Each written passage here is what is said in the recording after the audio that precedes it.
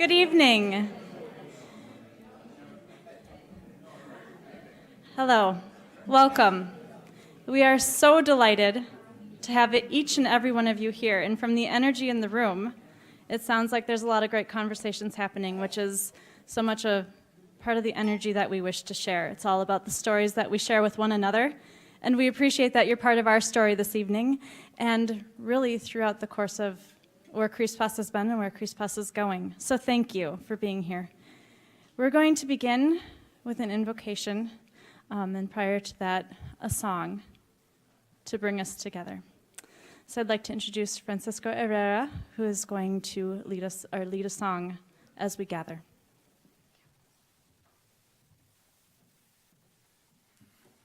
Pues buenas noches, everybody. ¿Es todo? Okay, all right. We're in good company.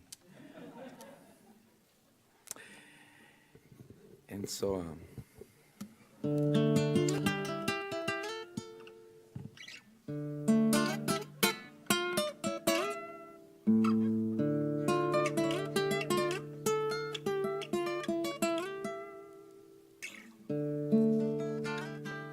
felicidades a Tom that's with us here.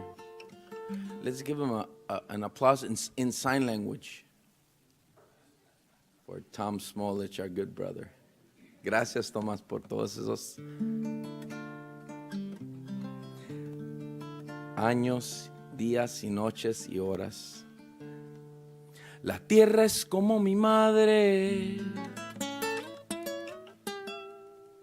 por eso la quiero yo.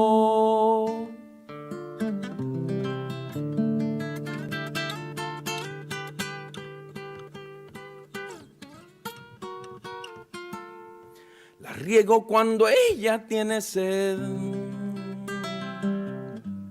con agua y con mi sudor.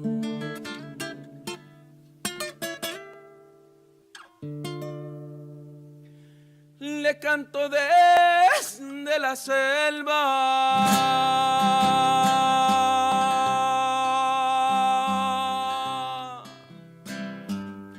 a donde habita el jaguar, hasta la sierra del águila, hasta la playa que besa el mar.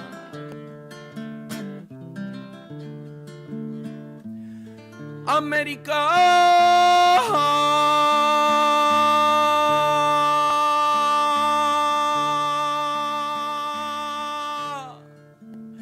Shauhunam, Mashata unam shak'e, Rioherta kuinak shkitikanoa,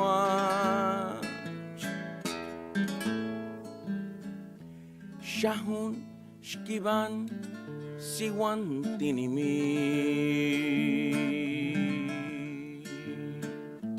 The earth is like my mother.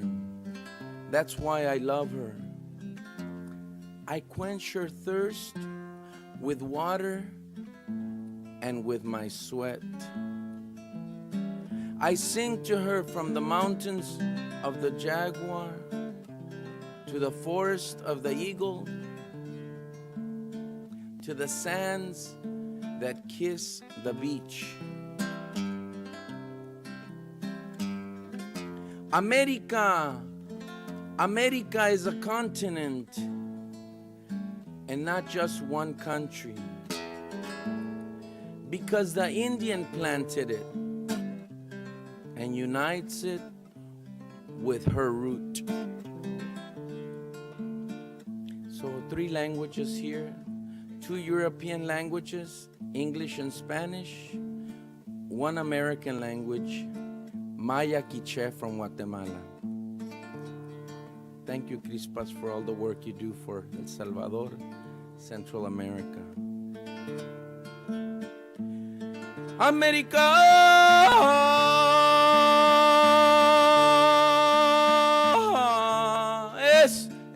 continente y no un solo país, porque la indígena la sembró y la une con su raíz.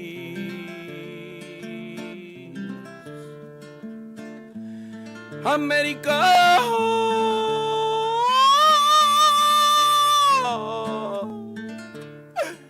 Shao Hunam,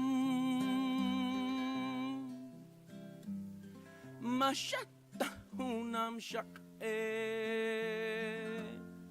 Rio Herta Quinax Kitikanuach Shahun Shkiban Siwan Tinimi.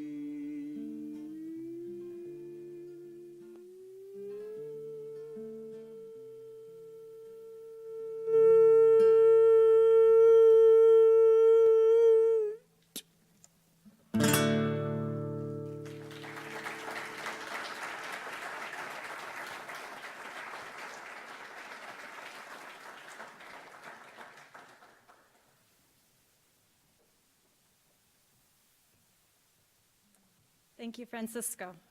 You are fast. Oh, you're right there. As we continue, we are going to remember that everywhere we are is sacred ground, as a beautiful following to Francisco's song. And we are very pleased to invite up Father Ng, who is the president of Santa Clara. And it's with deep gratitude, and we are so very blessed to be in this sacred space, in your sacred space, as you have so graciously welcomed CRISPAZ in this event. So we welcome you to do our invocation as we begin. Thank you.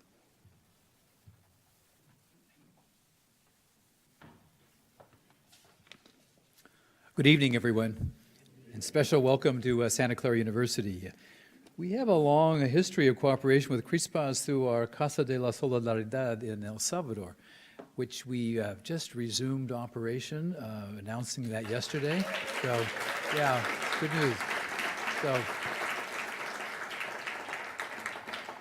you know, in this post-election season, we've looked for signs of hope and encouragement. And so reopening the Casa was one for us and for the folks that we work with, the many people we work with in El Salvador, including CRISPAZ. It's also a time of hope when we can gather together to salute and celebrate somebody like Tom Smolich, who's done so much for so many years.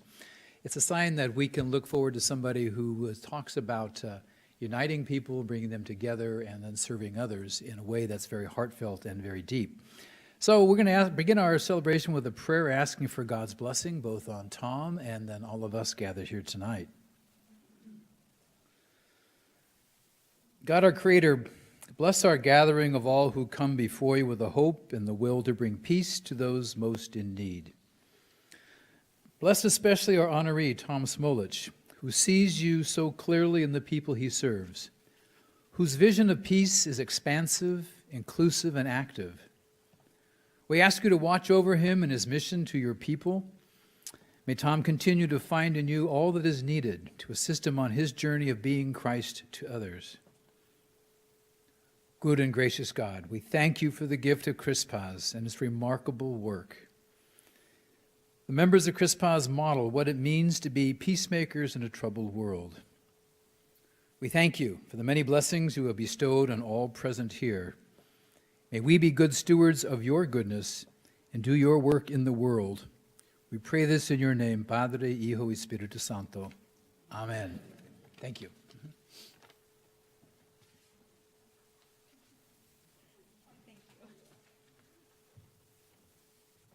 Thank you. Truly it is because of the support of our friends here at Santa Clara and all of you that tonight is made possible. We are very delighted to be celebrating our annual CRISPAZ Peace Award in a very special way with Father Tom Smolich this evening. We want to recognize a few people in the room as we get started, because we are all among friends. Some of you have journeyed with CRISPAZ, you've been very much involved in El Salvador, and for some of you, you're just learning about El Salvador for some of the first times, which is a wonderful mix of people to have together.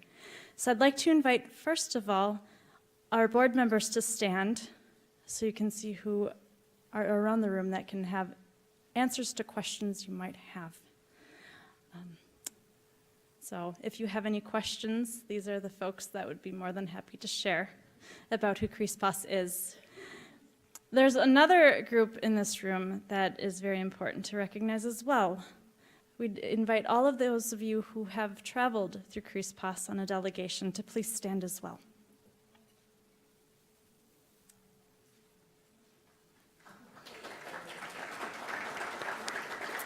Thank you. It's through these experiences that we can share stories. And as you saw, we have several people who have been part of the CRISPAZ journey. And to continue to share those stories is so important.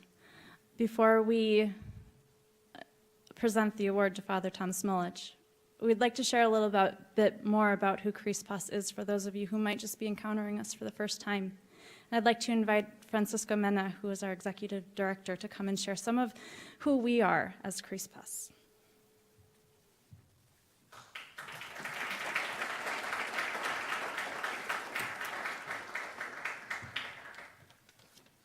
Well, good evening, everyone. Just again, we're very grateful for the hospitality shown by Santa Clara and all its community. And again, very honored to be in the presence of Tom again. So we're just very, very happy. I've gotten a chance to speak to some of you, and it's been very nice to see faces that are familiar and new faces as well. So thank you for being here and being here with us. Christians for Peace in El Salvador is a faith-based organization dedicated to building bridges of solidarity between the Church of the Poor, communities in El Salvador that are at the margins, and communities in the U.S. and other countries through mutual accompaniment.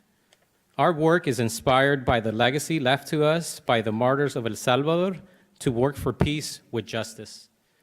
CRISPAZ is politically nonpartisan, committed to nonviolence, and supportive of faith journeys of one another. CRISPAZ was founded by a Quaker from Alaska, a Lutheran pastor from Texas, and a Carmelite priest also from Texas, Patty Lane, Dan Long, and Peter Hine. Peter Hine is with us this evening, so yeah. Thank you, Peter. Since our founding in 1984, CRISPAZ has been in ongoing solidarity with the people of El Salvador, walking alongside them for 32 years. Over the years, CRISPAZ's programs have accompanied war refugees, youth at risk, Christian-based communities, artisans from rural communities, and human rights organizations. CRISPAZ has hosted thousands of participants from the U.S. and various other countries who have visited to accompany the people of El Salvador. We are living in a world in which there is a tremendous lack of humanity. Our mission is to promote the humanization of such issues as migration, social and economic injustice, marginalization, and the environment. Our hope is that the service aspect of this experience begins the moment participants step off the plane when they return home. The goal is to empower participants to engage in dialogues and actions that bring solutions not only to problems facing El Salvador, but their own communities as well. We believe that cross-cultural communication and collaboration are essential to overcoming the injustices and hostilities that divide our societies. For people of faith, these experiences continue to be extremely important as they remind us of a simple fact we too often forget. We belong to each other. Thank you. Since I'm up here, I would like to invite Grace, who came twice with John Carroll University. She would like to share a little of her experience with CRISPAZ.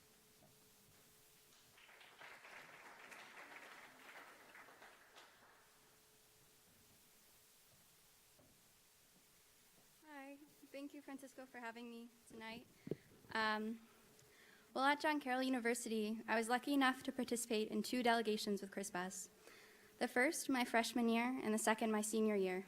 For me, this was important timing because it was the beginning of my Jesuit education and the end. My experiences with CRISPAZ helped to shape my college career and my life after graduating.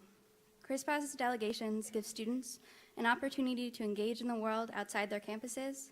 It gives opportunities to see the reality beyond their textbooks and challenges them to critically think about their impact on the world around them. Excuse me for pulling out a Jesuit cliche here and quoting Father Kolvenbach, but he gave the speech at Santa Clara, so I really couldn't help myself. In his speech, The Service of Faith and the Promotion of Justice in Higher Education, he said, "Solidarity is learned through contact rather than concepts. When the heart is touched by direct experience, the mind may be challenged to change. Personal involvement with innocent suffering, with the injustice others suffers, is a catalyst for solidarity, which then rises to an intellectual inquiry and moral reflection." Father Kolvenbach's vision for education is lived out in the work of CRISPAZ and the opportunities they give students to participate in delegations. Through their experiences, students learn the impact of the Civil War in El Salvador, and particularly the involvement of the U.S. It teaches students to look beyond the narrative of El Salvador that we hear in the U.S. and learn more about the whole picture of El Salvador. During my immersion my freshman year, I met a new woman named Rosa in the town of Arcatao. Rosa shared with us her experience fighting in the war and the impact of the targeted violence that had on her community. Rosa's experienced a reality that I could not imagine, but in sharing a piece of her story with me, she challenged me to be in solidarity with her, because it is not through statistics or the big picture that moves us to action, but the individual stories and people. I saw the incredible impact of CRISPAZ's delegations, especially when I acted as a student coordinator for El Salvador's immersion with CRISPAZ my senior year. Our delegation came to El Salvador almost a year ago, for the 35th anniversary of the death of the four churchwomen, Sisters Dorothy Kazel, Mara Clark, Ida Flord, and lay missionary Jean Donovan. During our immersion, our group stayed in the town of Guajila and stayed in the homes of a women artisans cooperative. As we got to know these women and hear their tireless work to support their community and organize for water rights, we were inspired and began to dialogue about how we can continue to organize for action, inspired by our time in El Salvador when we came home. It came to life months later when students organized presentations to educate the campus about trade justice issues and environmental degradation and its impact on immigration to the U.S. from Central America. One of the students in our immersion group, Michael, was in seminary studying to be a priest. For him, the experience meant reevaluating his purpose and goals for his future as a priest. He was particularly moved by the writings of the four churchwomen about their experiences accompanying those they served. This experience moved him to learn more about how to accompany others and how to listen to people's experiences. Since his first immersion last year, he's returned to El Salvador again for several weeks and plans to return this year for several months with the Cleveland mission in El Salvador. The experience of CRISPAZ delegations impacts students in many different ways when they return home. For one participant, it could mean signing up for Spanish classes. For another, it could mean joining local organizations for immigrant rights. For another, it could be returning for extended service. My involvement with CRISPAZ inspired me to focus my senior capstone on researching immigration and creating presentations to humanize the issue of immigration from Central America.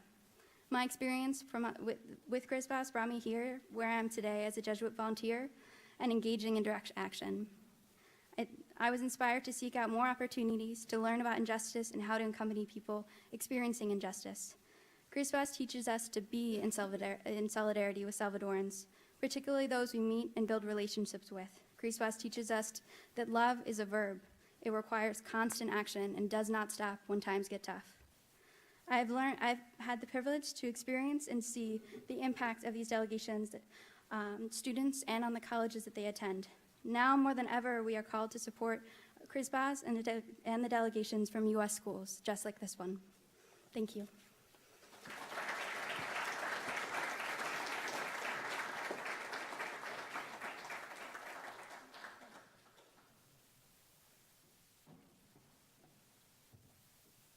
Well, we have a special message from the UCA in El Salvador that I would like to share with Tom and everyone here. The first person you'll see is Father Andreu, the president of the UCA, and then Tojeda will be there as well. So.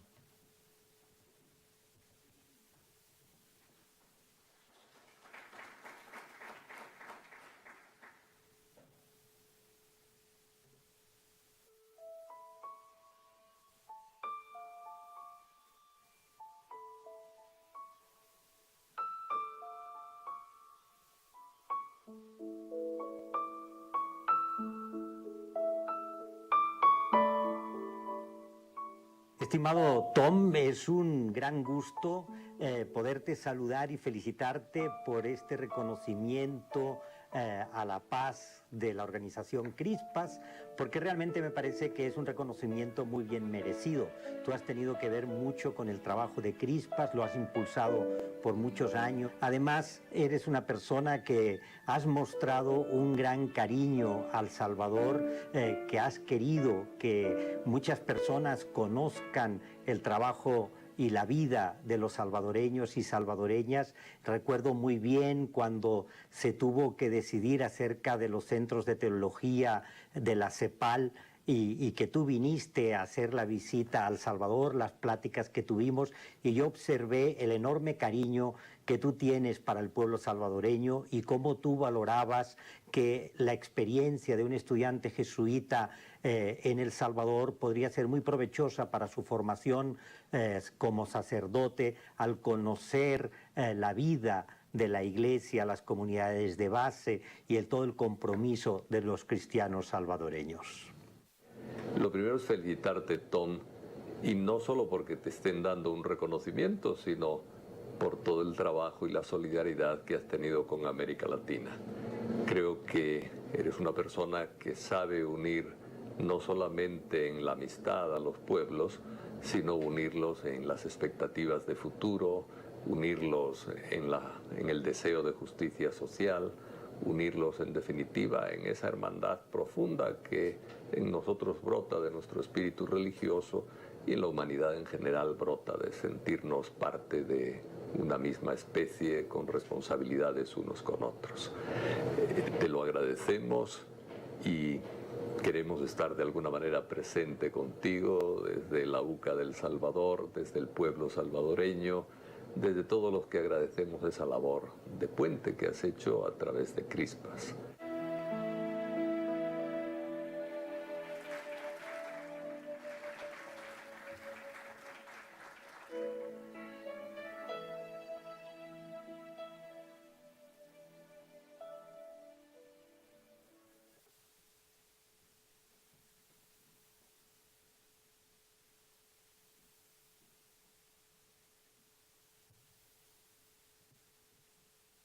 It is with great joy that we gather this evening in a world with so many different things going on in it. We are basking in those moments where we can treasure the glimmers of hope. And tonight we have that privilege and honor as we celebrate the work of Father Tom. To say a few words about him, I'd like to invite Bob LaSalle Klein to come forward. And following him will be Father Pete Neely, to share a few words about their knowledge and their work with him in ways that will show us different sides of his work in this world, really striving for peace in a way that this world so desperately needs.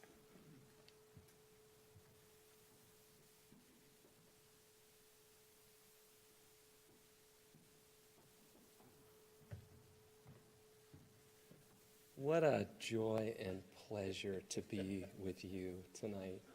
This feast of goodness and solidarity and hope in a time when our country is desperate for hope. Networks of goodness and solidarity, serious work, and friendship. So what I want to say, well, before I begin, I want to say thanks to the board of CRISPAZ for all of the years of work, and Peter Hind, who's here with us, who I had the privilege to hear lots of stories with over the years. He was there at Medellin on the outside, listening in.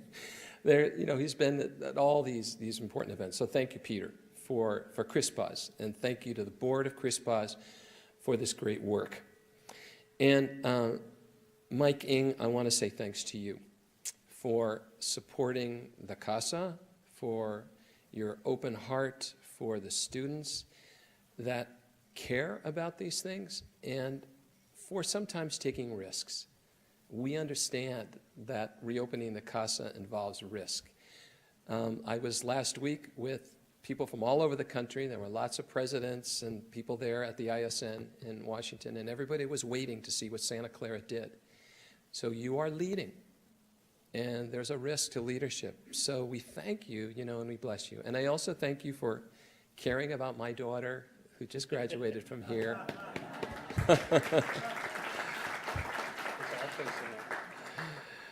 So it's all about friendship. The best work is done in friendship. And Tom embodies that, my dear friend of all of these years. You are a good friend to me and to many people in this room, and you keep working away. You do the work, but you do it with heart. You care. There are friendships. It's not just work. It's love and friendship. So that's you. Last night I got an email from Mike Barber, who's the relatively recent bishop in Oakland, about something we're working on.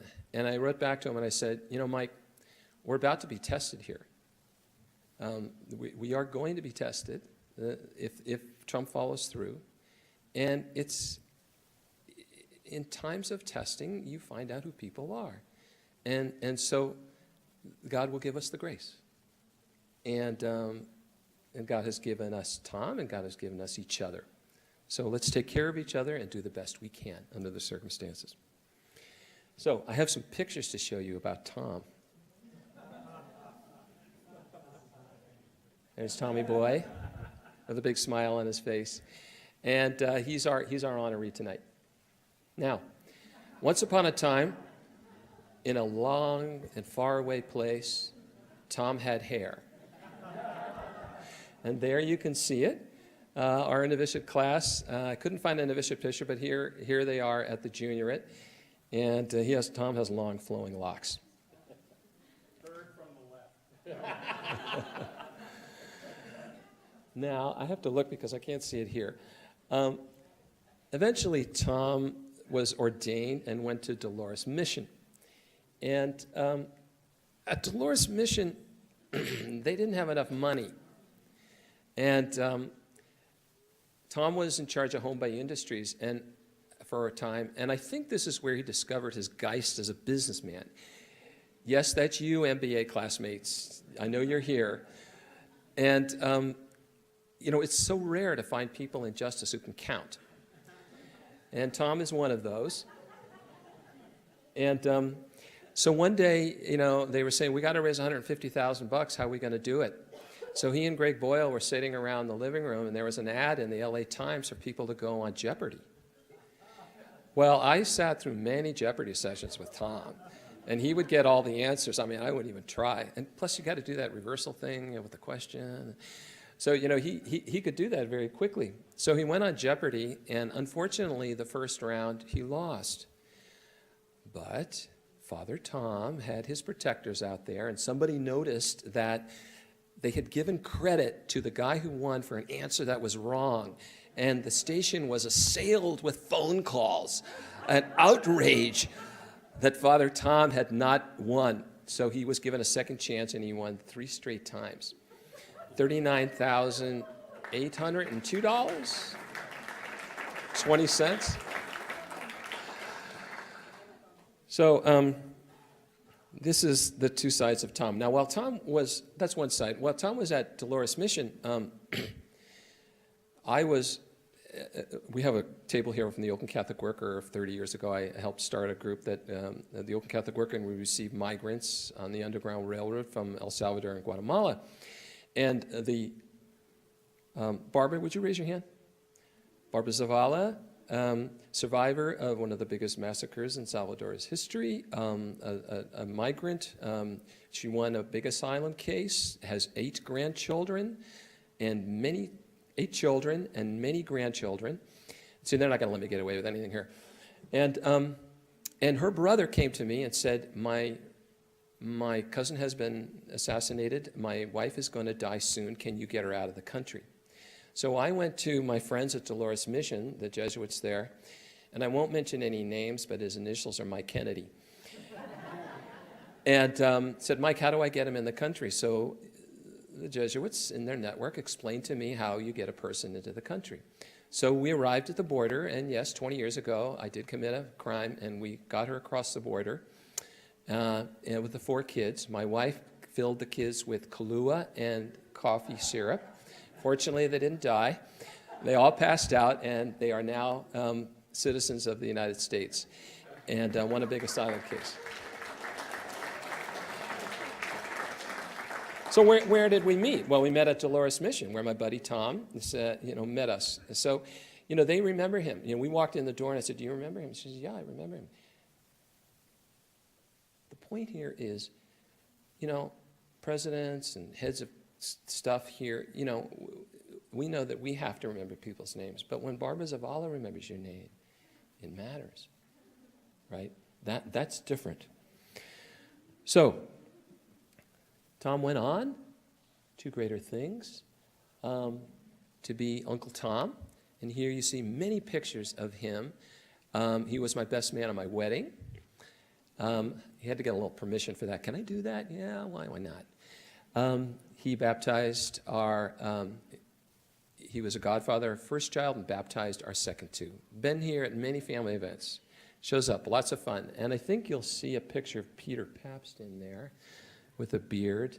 And is Francisco there? Yeah, Francisco when he was a lot younger. Look at the black hair. See, he's right in the middle there next to me at our wedding. That's Francisco Herrera. So friendship. We've all done a lot of serious work here. We've done a lot of good in the world here in all of our different ways. But friendship through all these years has carried us. So eventually, Tom became provincial and then head of the Jesuit conference. Now, Mike, I'm going to get myself in trouble here, maybe with Tom and you, but I'm going to tell a story that I don't think has been told in public. So I went to Tom and I said, hey, Tom, I need you on the board of CRISPAZ.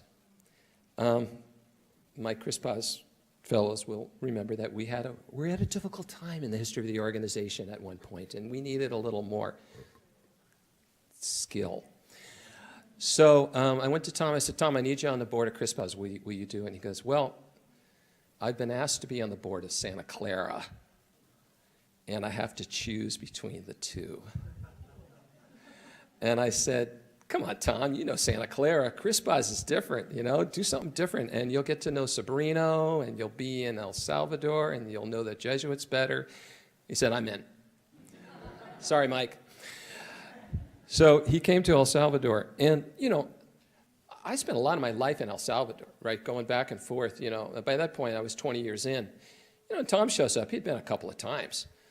But, man, he shows up, and all of a sudden he knows Sabrina, and he knows the president of the UCA, and so we had a gathering one day at Sabrina's place, we go up there, and Sabrina's like, my friend, Tom Smolich, and we're so happy that he's here. And I'm thinking, wait a minute, you just got here. What about the rest of us? We've been here for a long time, But then, then John tells me, he's given us money.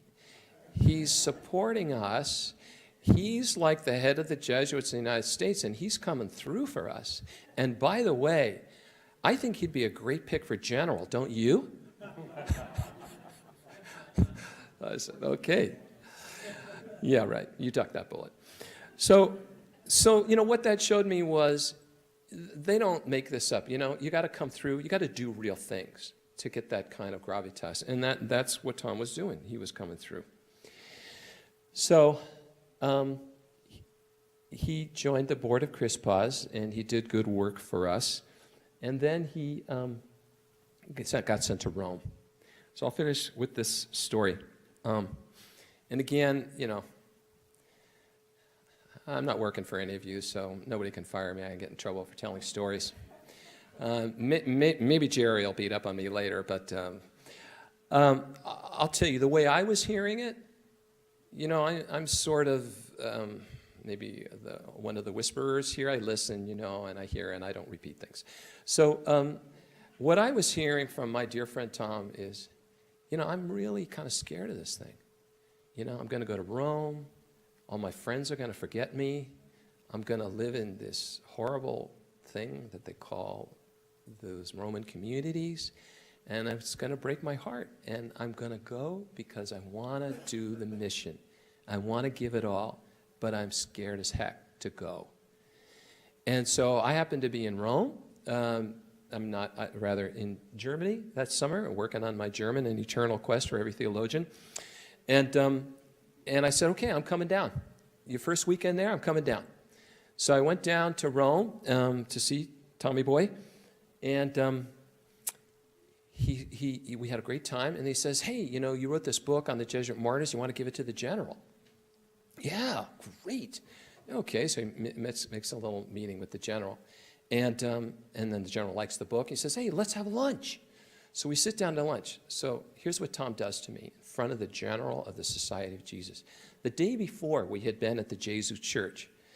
And I'm a bit of a Latin Americanist, you know, and we're sitting in the Jesuit church, and on the roof of the Jesuit was all of this Baroque art celebrating the triumphal nature of religion of Spain and how it's going to bring the triumphal message of Jesus to the world. And I'm sitting there. I love the society. I love, you know, the Ignatius, and I'm looking at this, and I'm getting angrier and angrier. And I'm just starting to steam. And I say, you know, he comes over, what's going on with you? I said, I am so frickin' angry. Look at the wall. You know, this is just horseshit. Ignatius was here to serve, and this is a celebration of the triumph of Spain over all of Latin America, and there are millions of people who are dead because of this triumphal religion. And he goes, since we're old friends, he says, Bob, can I just enjoy the chapel here a little bit? Just give me a break, pal. Okay, Tom, yeah, you go. And about 20 minutes later, he comes back and he says, hey, come on over here. So he takes me to the back, and for those of you who have been there, Pedro Rupe's tomb is there. And Pedro Rupe, they now a painting of him, and he's kneeling on the ground, and he's receiving Jesus down from the cross. Okay, so now it's the next day, and we're sitting with the general, and Tom goes, hey, you know, Father General, yesterday we were at the Jesu, and Bob went off on the art. Thanks, pal. This is like my one moment, right? You know, my book. I spent 15 years of my life on this book. You know, I give it to the general. He kind of likes it. And now he's going to embarrass me in front. So one thing Tom knows, he opened the door for me. I'll walk through it. So I go, well, I was kind of looking at that, and I was scandalized, and I was thinking about the conquest. But then I said, you know, but then I went to the back, and I saw Pedro kneeling and receiving the crucified Christ from the cross. And I said to him, that to me is why Pedro needs to be and is often considered the refounder of the Society of Jesus, because the Society of Jesus belongs on its knees, serving the suffering of this world and receiving them and taking its wealth and riches and power and utilizing it to serve those who suffer. And that to me is the Society of Jesus today. And the general, I guess Tom maybe knew this might happen. He has a big smile on his face. He says, well, Pedro was my novice master and my mentor, and I have tried to model my generalate on him. So Tommy Boy is one who is kneeling at the foot of the cross with the rest of us. We're all kneeling there. And Christ will bless us if we take the crucified people down from the cross. And thank you for your friendship, and thank you for your faithfulness to the mission. Yeah, the mission of the society is good, but the bigger mission is to be a servant of Christ, the real Christ in the world, who comes to us through the poor. And thank you for being my friend for all these years and for being faithful to that mission.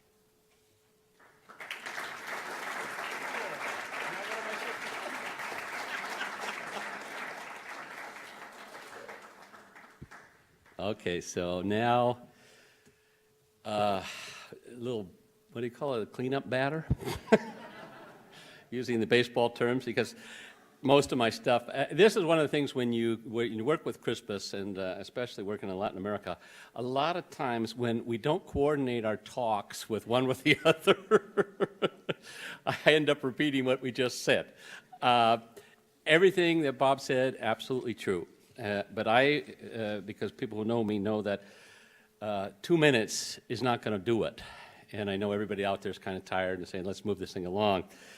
I want to just take a little different take on Tom, because one of the things he did do is this MBA, and we kind of went over on that MBA thing and said, well, what's a Jesuit doing with an MBA? Well, I actually live with a guy right now who is doing an MBA, and I'm living with him as he's doing this international business degree all over the world. So he just got back from Sao Paulo, and last month he was in Barcelona. Next week he's going to Bangladesh and doing this business degree, and said, what is that all about?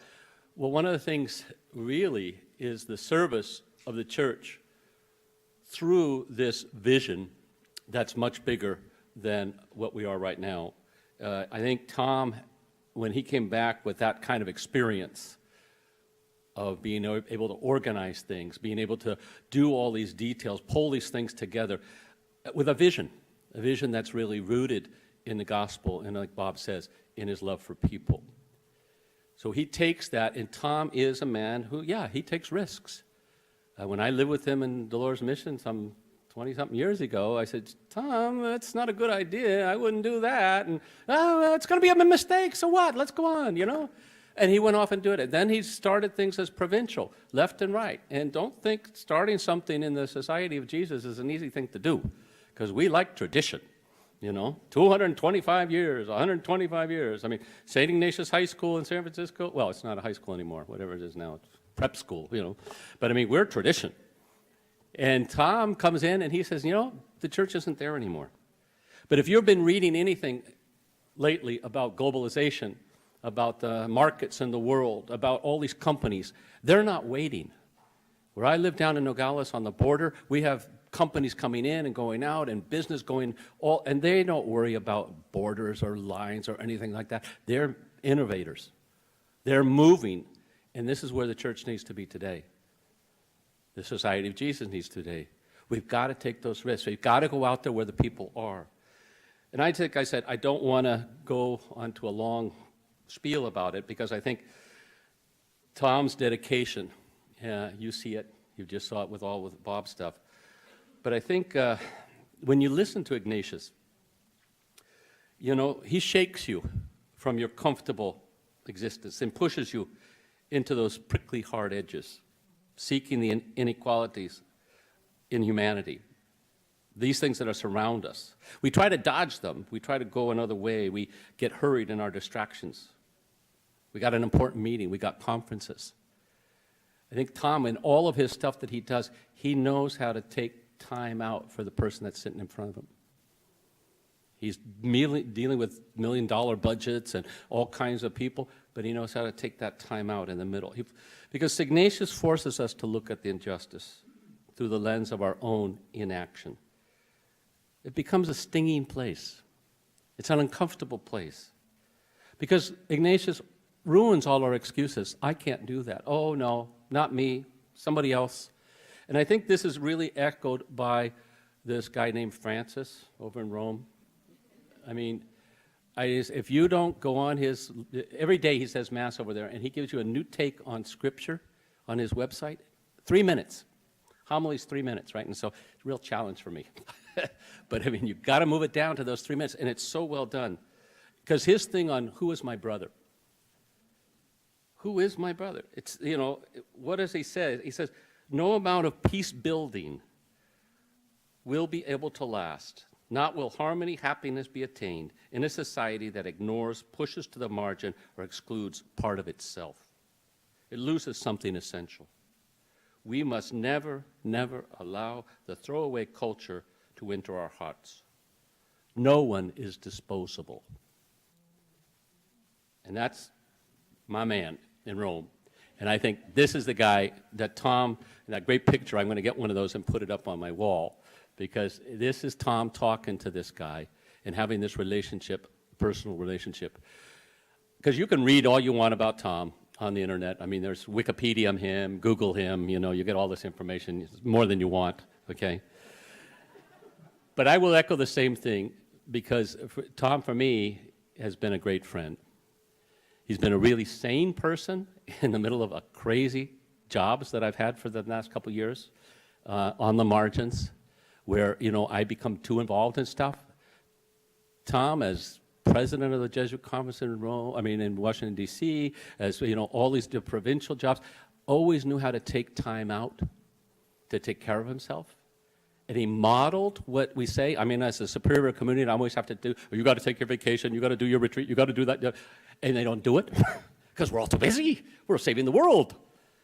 And here's this guy who knows how to take, a weekend to do a probability seminar, in a foreign country called Nevada. How can anybody do that and take time off? And you're a busy man, and there's souls depending on you and all this world. And he said, this is what we got to do. So everything I just said, I'd like to repeat to all of us who are in social action stuff, involved in issues like CRISPAZ, involved in human rights stuff and immigration stuff. Take the day off. Take a time off and just go out and, be with your God and realize that's what it's all about. Because someday we want to see all these people I work with who don't have a home country right now, all these people that are abandoned and thrown away are going to be with me at that banquet that we all profess, that kingdom of God that we all say we want to be part of. And so I can't imagine that without Tom there. So we're working to help him get there too, along with all of us. So God bless and thank you for letting me be part of this.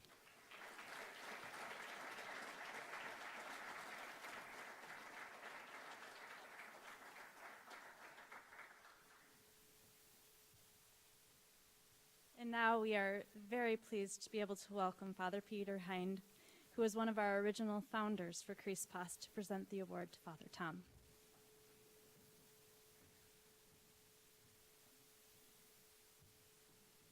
I better move out from behind the pulpit so they can see who's talking.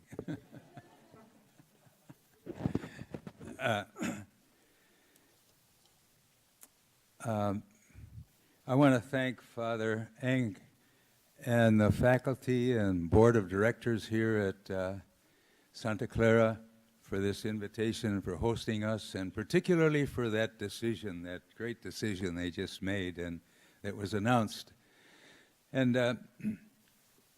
I want to thank particularly those Jesuits in Salvador who gave their lives and named them, because they were helps to us in those early years.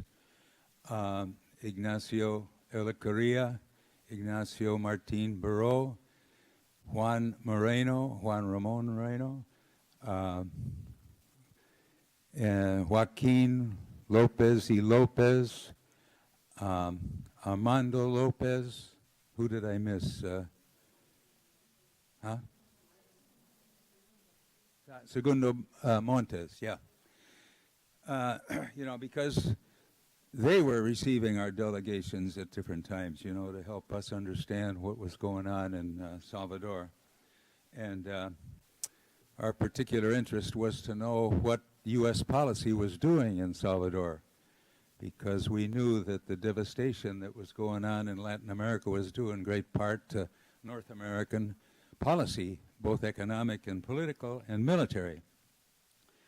I want to thank, too, I remember John Sobrino, because he was very instrumental in us getting the word out, as we began to translate his Carta a las Iglesias in the beginning, and always incorporated part of it in our own communications.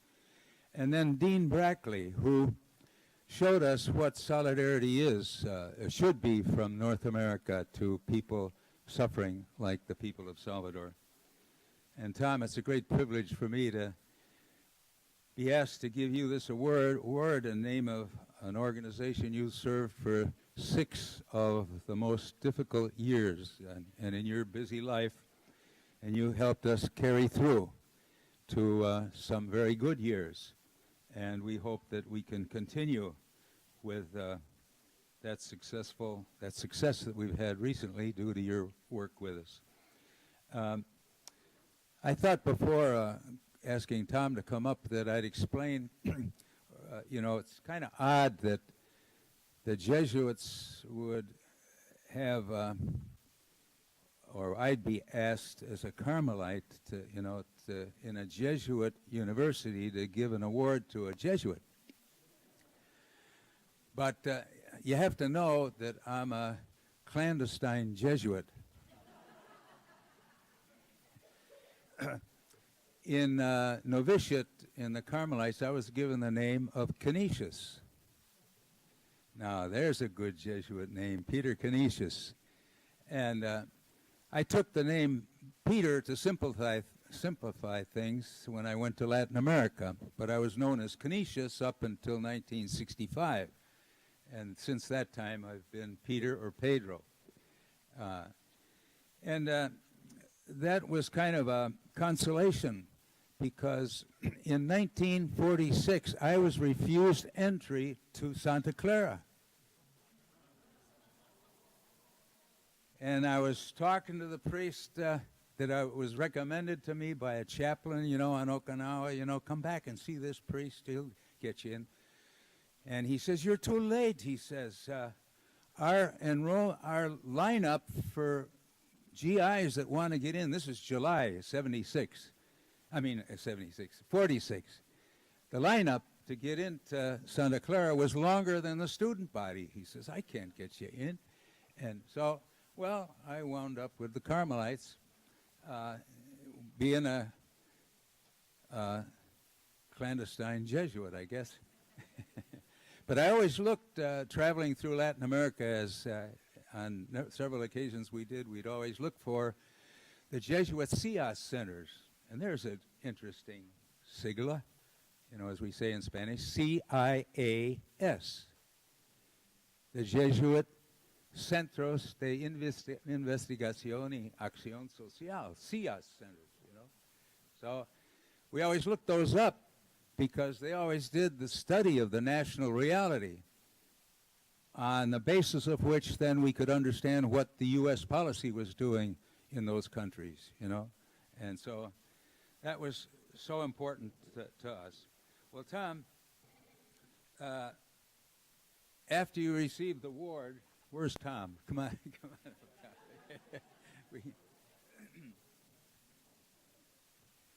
After you receive this award, Tom, I hope that you will share a few words from the heart of Christendom, where you passed the time. And let's read this. Do you want to read that there? Oh, I'll read it because this is me. Yeah, okay. Christians for Peace in El Salvador, CRISPAZ, presents the 2016 CRISPAZ Peace Award to Father Tom Smolich, S.J. Your leadership and example inspire us all to continue working on the promotion of dialogue and actions that bring us together to form one people of God, right? Thank you. Thank you. Here, let's get a couple snaps here.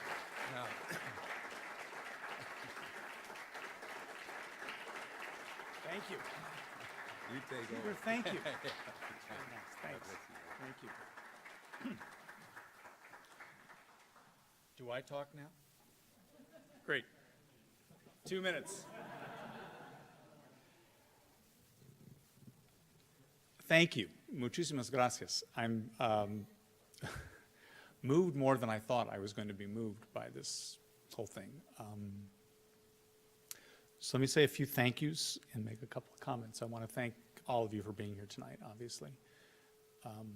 Thank Mike Eng and Santa Clara for this opportunity to be welcomed here. I'm very, very grateful. Single out especially my two families, my family who's sitting mostly at that table and that table, my sister and cousins and uncles and aunts and everybody, thank you for coming. I want to also single out my Jesuit family. I have the nice turnout here of guys. I'm very, very grateful and moved. This is a bit of, this is your life for me. I have Larry McGovern, who was a high school classmate. We started at Jesuit High in 1969, which is a long ways back. And Father Stan Fernandez is sitting in the back. He's one of the regional directors of the Jesuit Refugee Service right now. He's head of South Asia.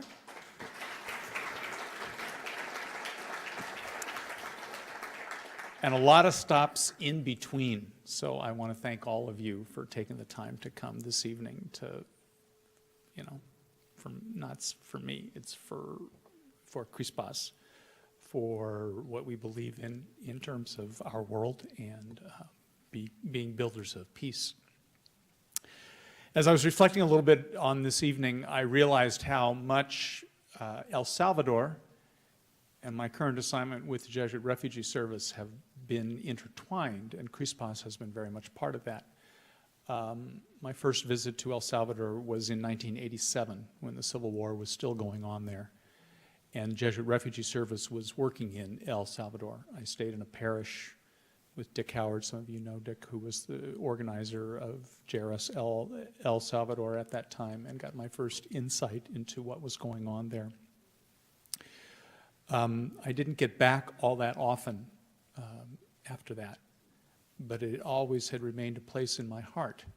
And so when this invitation to become part of the CRISPAZ board came, it was a real opportunity for me to reconnect with something which had made a difference. That visit, Bob Fambrini and I went to El Salvador on the first anniversary of the death of the Jesuits and their co-workers. So a lot of memories.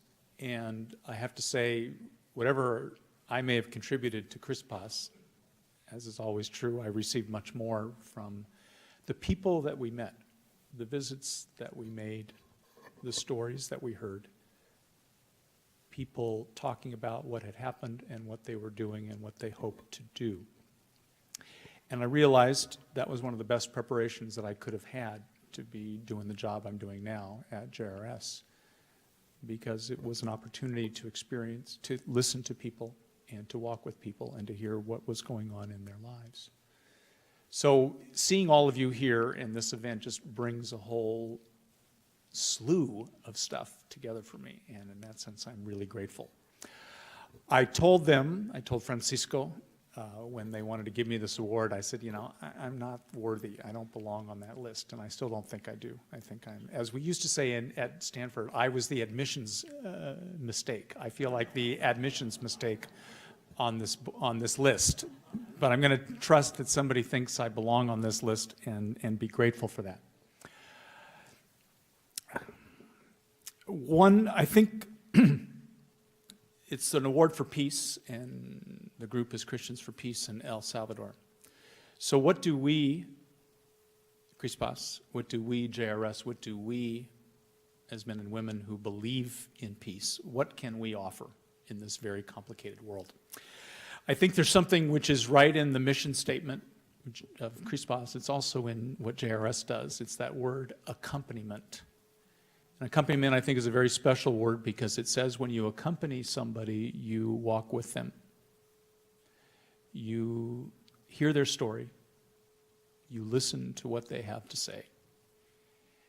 And in that process, in that encounter with people of listening to somebody's story, I come to know them, they come to know me, and something happens. And the possibilities in that accompaniment are really and sometimes boundless. For CRISPAZ, the expression of that accompaniment is in solidarity, of building these connections with North and South, of empowering people to, in a sense, make decisions and take control of their lives in ways that they might not have been able to imagine doing before. JRS looks at accompaniment and service and advocacy, helping people find a voice for their situations as refugees and forcibly displaced people. But building peace starts with accompaniment, starts with walking with one another and hearing one another's story. And I've come to believe that the only way that we can really have hope in whatever is to accompany one another. In hearing one another's stories, we have the experience of something which is beyond us, of something which can take us to a place that we may not be able to imagine on ourselves, that we can't imagine getting there on our own. But in listening to one another's story, we can spark in one another a hope which is built on an experience of sharing our lives. Peace cannot happen without walking with one another. Peace cannot happen without having hope and being able to share and build that hope with one another. So it's in that spirit that I'm very grateful to accept this award this evening, in an experience, in an environment of accompaniment, of hope, and ultimately peace building. So, all of you, thank you very much for being here this evening. CRISPAZ, thank you very much for this award. Pete and Bob, thanks for putting my life in a much better context than I ever could have possibly done. And again, thank you all very much for being here this evening. Muchísimas gracias.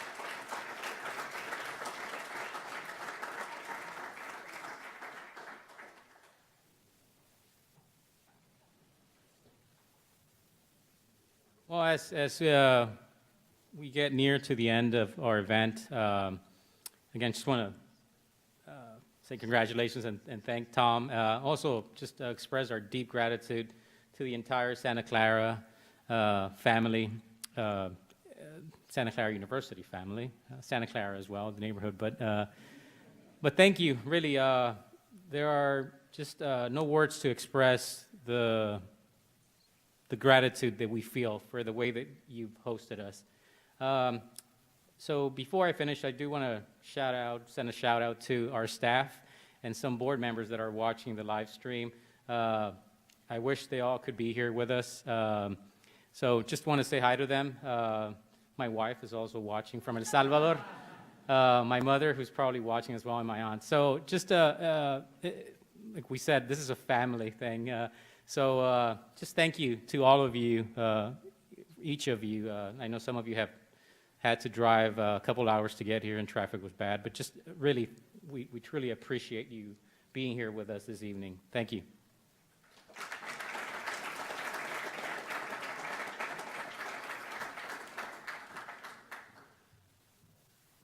They are all a really tough act to follow. We are blessed to have so many amazing people. I also want to make sure to say a special thank you to the Ignatian Center for Jesuit Education here, Mike Nuttall and Susan Chun, who did a tremendous amount of behind-the-scenes work to make this possible. So thank you to you as well.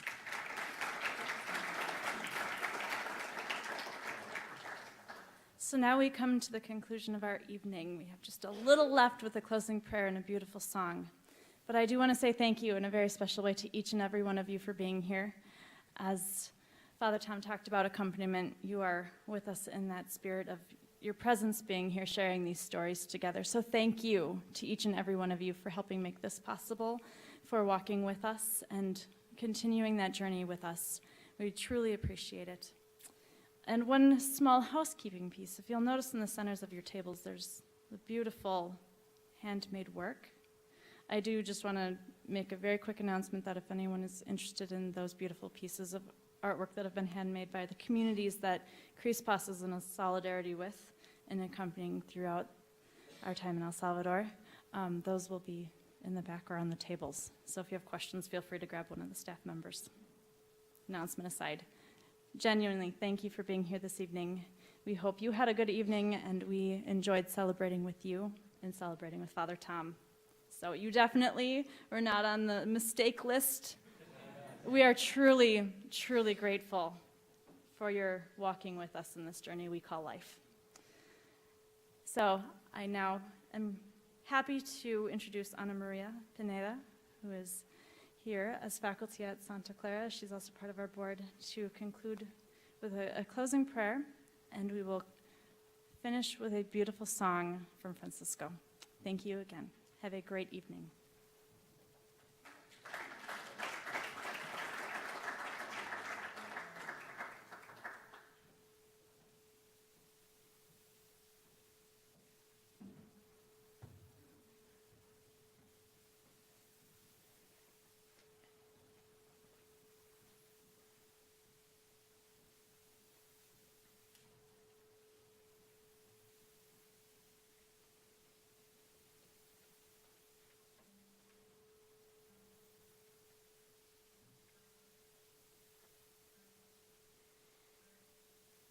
On this evening of great celebration, we take a quiet moment to make present the martyrs of El Salvador, those many named and those many more unnamed, who gave their lives in pursuit of justice and peace. Monseñor Oscar Romero, Father Rutilio Grande, Maura Clark, Ita Ford, Dorothy Kazel, Jean Donovan, Ignacio Ellacuría, Ignacio Martín Barón, Segundo Montes, Juan Ramón Moreno, Joaquín López y López, Amando López, Elma Ramos, Celina Ramos, and the cloud of witnesses who surround us. May their witness inspire us. God, Señor, Dios de la justicia, grant us the spirit of courage, that we may have the strength to fight injustice. Give us the spirit of challenge, that we may not accept the status quo without question. Give us the spirit of compassion, that we may see the world from other people's viewpoint. We ask for the spirit of gentleness, that we may listen deeply to the voice of the poor, without trampling on their dreams in our rush to action. Señor de la vida, grant us your spirit, the spirit of truth, justice, and hope, that we may rest and work in the vision of a new future, a future of hope, where all are linked by the bonds of humanity, not enslaved by the chains of debt and oppression. Enliven us, Señor. Give us courage. Give us wisdom, that we may continue in works of justice, that we may be in solidarity with the poor of the world, the most vulnerable and those in need. Amen.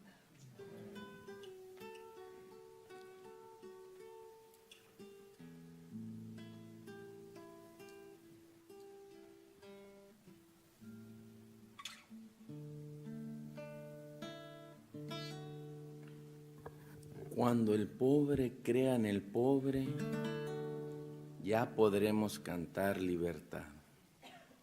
Cuando el pobre crea en el pobre, construiremos la fraternidad. When the poor believe in the poor, we can sing liberty. When the poor believe in the poor, we will create sorority or fraternity.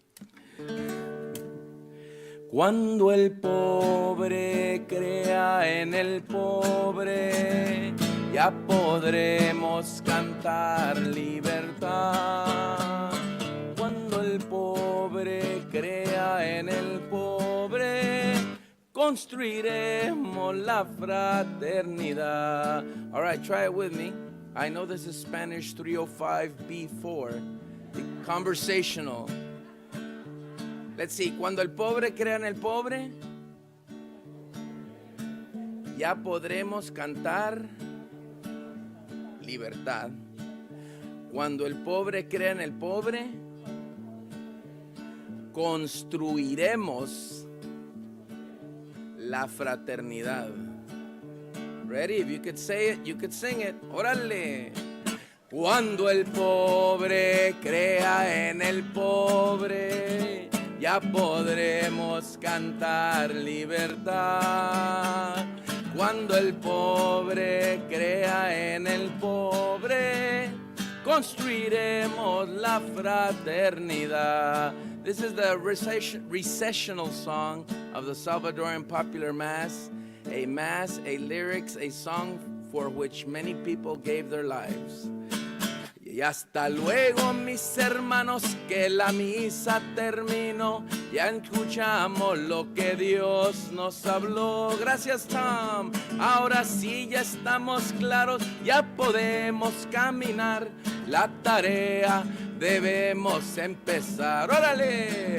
Cuando el pobre crea en el pobre, ya podremos cantar libertad. Cuando el pobre crea en el pobre, construiremos la fraternidad. Todos nos comprometimos en la mesa del Señor a construir en este mundo el amor. Que al luchar por los hermanos se hace la comunidad. Cristo vive en la solidaridad. ¡Vamos todos! Cuando el pobre crea en el pobre, ya podremos cantar. Let me hear you. Cuando el pobre crea en el pobre, construiremos la fraternidad. And now for what the musical version of what Tom Smolich just said to us. Cuando el pobre busca al pobre y nace la organización, es que empieza nuestra liberación. Cuando el pobre anuncia al pobre la esperanza que él nos dio, ya su reino entre nosotros nació. ¡Vamos, fuerte! Cuando el pobre, ya podremos cantar libertad, libertad. Cuando el pobre crea en el pobre, construiremos la fraternidad. One more time. Cuando el pobre crea en el pobre, ya podremos cantar libertad, libertad. Cuando el pobre crea en el pobre, construiremos la fraternidad.